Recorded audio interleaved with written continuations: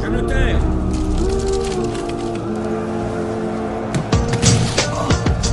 Position.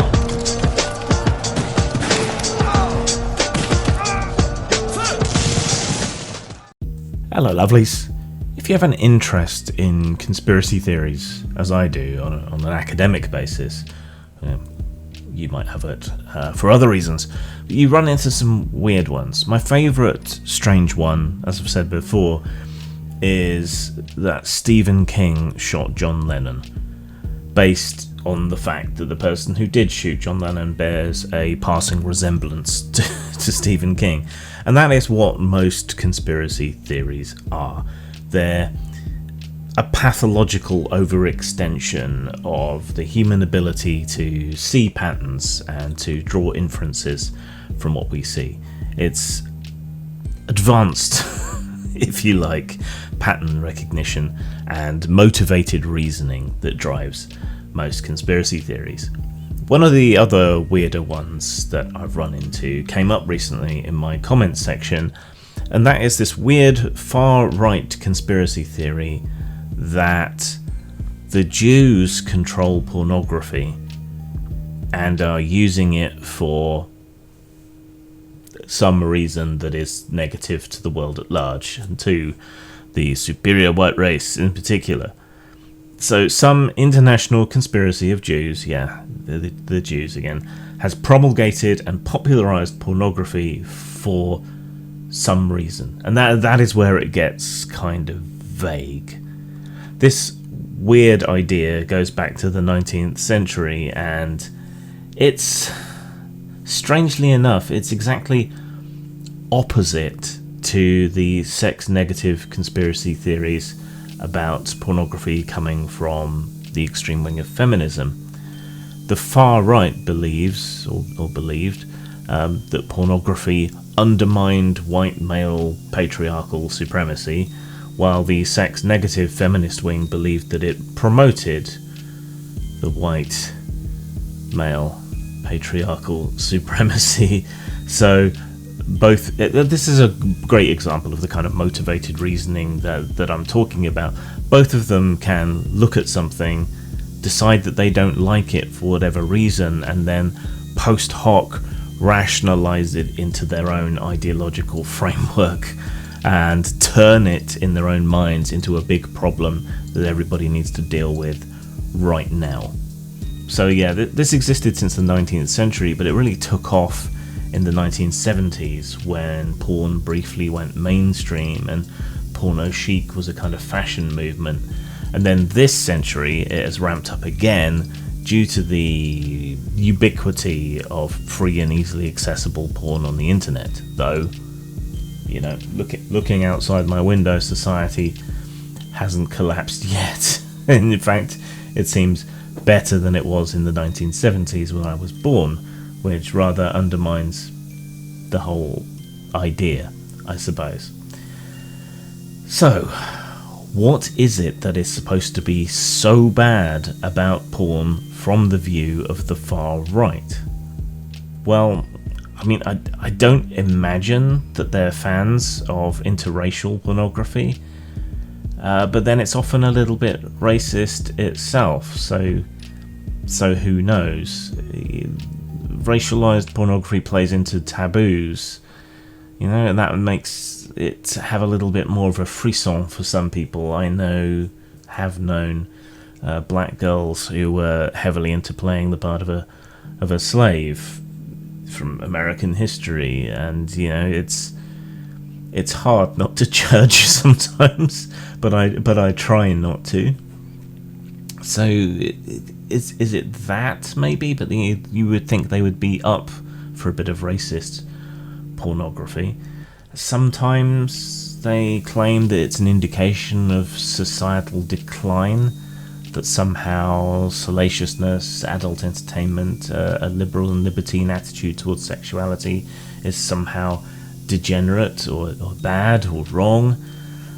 Some seem to think porn is bad for one's mental health, causes sexual dysfunction, is unhealthy, or I suppose steals their vital essence, Mandrake. Jewish people supposedly dominate porn, and that's enough for some of them not to like it. Apparently they own most of the world's pornography companies, and that seems to drive a lot of the hate. So there's that motivated reasoning. You know, it can't simply be that a persecuted people forced to flee from country to country throughout history have an obvious motivation to get involved in multinational banking and business. No, it must be some kind of nefarious plot. So, is there any truth to any of this?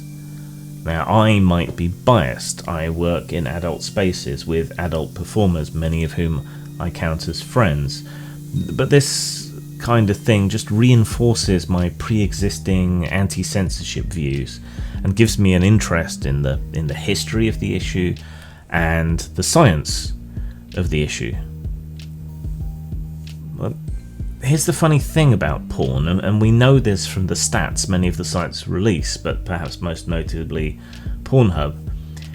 Interracial porn is far more popular in the kinds of areas of the United States and elsewhere where racism is still extremely fashionable. It's the same with gay and transgender porn. You will find more people searching for that where you would think the attitudes would be more anti. Gay porn is also hugely popular in places where it is absolutely haram, and attitudes to pornography are equally regressive in these places, and these places are hardly shining beacons of civilization despite their crackdowns and hugely religious repressive attitudes. So the root of that complaint side of it is probably that these people like to imagine themselves or their girlfriends being railed by Jamal and Malik, and their suppressed desires bother them and get them twisted in the same way as happens with Catholic clergy. Is the prevalence of adult material an indication of societal decline? Well, the Romans and the Greeks and many other ancient civilizations were randy as hell, usually during their height, and for Rome at least, the arrival of more po-faced Christianity presaged their fall. The British Empire used to be quite randy, though we think of them as being straight-laced and uptight. That stereotype came later, and all that perversity was bubbling away beneath the surface. Porn, then, seems associated, if anything, with the height of a more liberal, more libertine, more open, more progressive, more advanced civilization, not their fall. A healthy attitude to sex in society appears to be more like an indicator of that civilizational health, and we can look to Nordic and continental European countries today for more indications that that seems to be a general rule. Is porn bad for you psychologically or physically? Well, there's some big questions about that. You know, porn addiction is a little bit more supported than, say, sex addiction, which is just plain bullshit, but it's not that better supported, and we all know about the replicability crisis in psychology and other soft sciences. More, this idea of porn addiction seems to be a blame-passing exercise for one's own lacks. If there were huge psychological or physical issues associated with pornography, we would expect to see that in the statistics, particularly since the start of this century, and we don't. Rather, we see the opposite. The advent of pornography seems associated with advances and a more healthy society, even though we might not perceive it that way due to increased reporting and sensitivity to these things. Psychologically, I would place the blame for any problems more on the guilt and the shame that people are forced to feel for indulging in their habit, not on the porn itself, the same way that you can point to negative issues around homosexuality, but the cause is the judgment and the difficulty in society not being gay itself. Societally, there is at least correlative and anecdotal evidence that access to pornography helps sexual predators and potential sexual predators control and stave off their urges, and that it doesn't create such people. There's even some controversial evidence that simulated, obviously, pornography can help paedophiles not indulge. So, there's another big upside. Do Jewish people own big porn? Well, that's an almost irrelevant question now in an industry more dominated by artisanal, locally sourced, self-made pornography. But to take two of the biggest sites as an example, no. Neither MindGeek, which holds Pornhub and a bunch of others, nor OnlyFans are owned by international Jewry. There are financial groups that own large stakes in many porn companies, and some of them have Jewish people on their staff or amongst their investors and so on. But how tenuous are you going to go here? They don't call the shots, they don't run these companies day to day. One of the questions these conspiracy theorists ask is, well, if they're giving it away for free, there must be some nefarious thing behind it because they're not making any money off it. So why do places like Pornhub give it away for free? Well, I mean, why does YouTube? Oh, that's right, it doesn't. It gets ad revenue, it gets customer data, it provides exposure and promotion to various sites. It lets sites upsell their content, right, to people who've had a taste for free and decided they really like something, you know? That's where it comes from. So, like any vice, porn has, or used to have, its issues, but you can say that about almost anything. The landscape today in the pornography industry is a far cry from the drug-fueled VHS world of the 1980s, despite the likes of Andrew Tate trying to keep that kind of model going. Whack off responsibly. On balance, it seems to be a good thing, at least these days.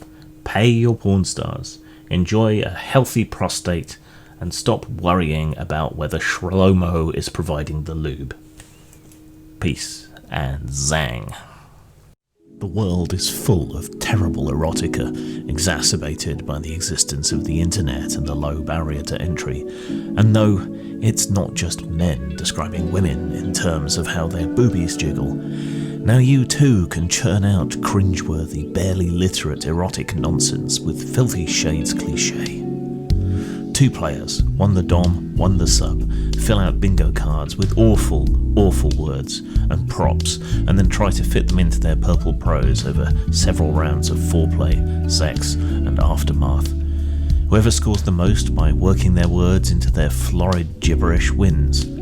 This game was knocked up in an afternoon, but it only cost 50 cents, so bite me. Available at DriveThruRPG and post-mort.com.